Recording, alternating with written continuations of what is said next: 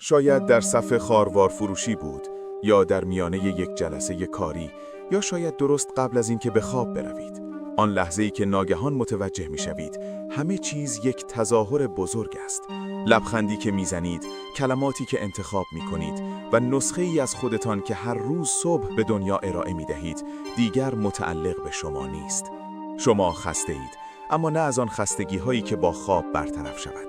این یک خستگی وجودی است، خستگی ناشی از حمل کردن زرهی که دیگر اندازتان نیست.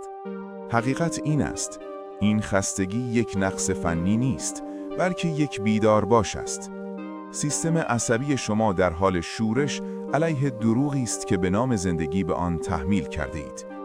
فروپاشی شما در واقع شروع بیداری شماست.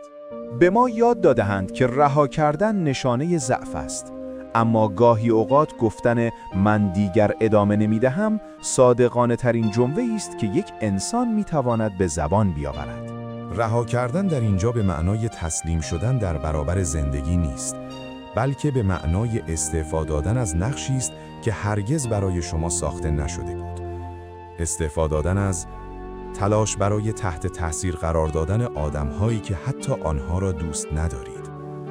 مسابقه‌ای که هیچ کس برنده آن نمی شود.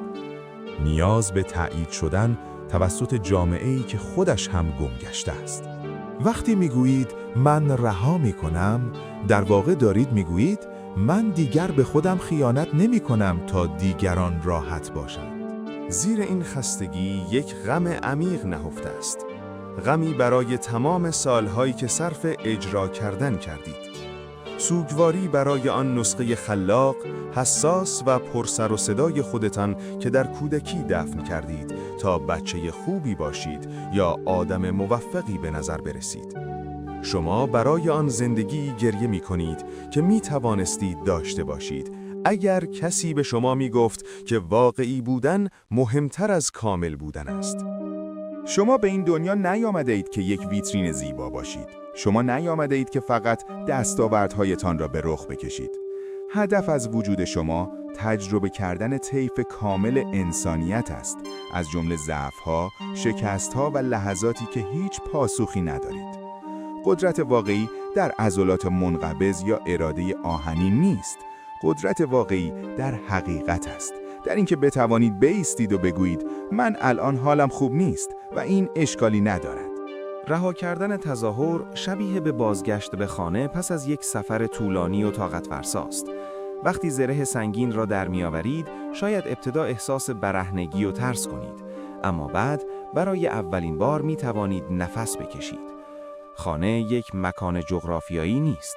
خانه یعنی آن فضایی در درون شما که در آن نیازی نیست هیچ چیز اضافه‌ای باشید. جایی که در آن شما به سادگی کافی هستید.